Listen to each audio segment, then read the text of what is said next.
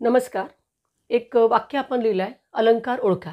या अलंकार ओळखामध्ये वाक्य आहे, हे हृदय नसे परी स्तंडील धगधगले.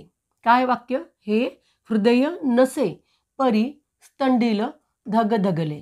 या वाक्याचा अलंकार ओळखायचा आहे. पर्याय बघा.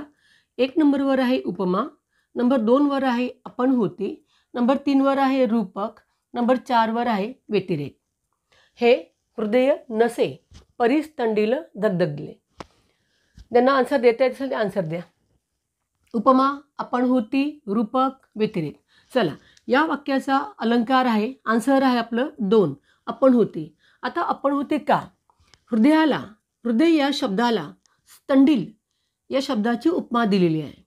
हृदय म्हणजे होते मन, हृदय म्हणजे होते मन, आणि स्तंडील म्हणजे होते यज्ञ किंवा याग किंवा होमकुंड. तर हृदयाला स्तंडीलची उपमा दिलेली आहे.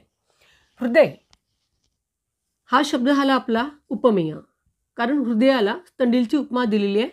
तर हृदय शब्द आहे उपमेय आणि स्तंडील हा शब्द आहे आपला उपमान. आता हे आपण होते का? ज्या वाक्यामध्ये उपमेयाला लपविलं जातं आणि उपमाला वरती केलं जातं, कारण अपनुतेचा अर्थ आहे लपविणे किंवा झाकणे. म्हणजे जेव्हा उपमेयाचा निषेध सांगितला जातो तेव्हा होते अपनुती अलंकार. इथे हृदयाला लपविलेलं आहे आणि स्तंडील याला वरती केलेलं आहे. ते हृदय हृदय नाही आहे म्हणते, ते धगधगतं का आहे? होमकुंड आहे.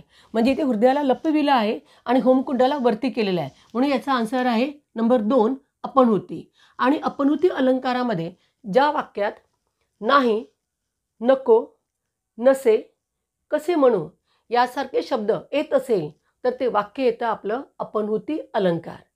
हे हृदय नसे परिस्तंडील धगधगले याचा आन्सर आहे आपलं आपण होते. ओके, इथे आपण थांबूया.